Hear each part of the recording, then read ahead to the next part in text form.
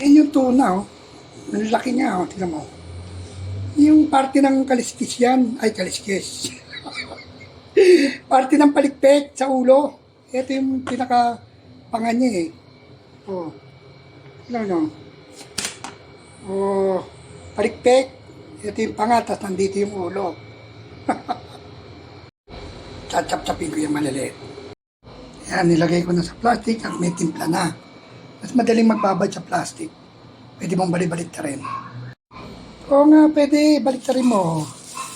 O, kabila naman mabababad. Di ba? Pag binaliktad mo yan, mabababad yan. O. Di ba? O, tingnan mo. O, yun yung saso. O. Di ba? O. Lagyan natin ng papel.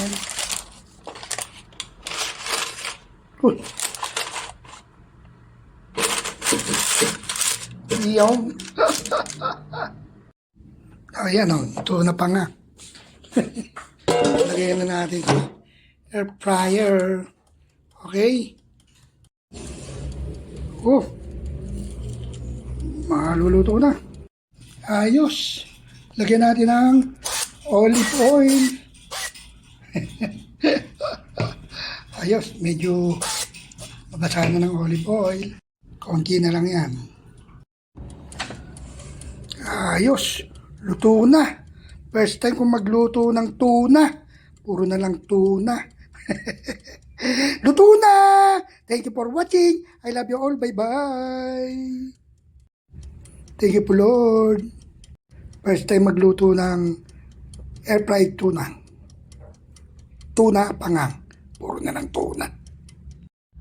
Yan ang in-air fry ko. Ang sarap din siguro niyan.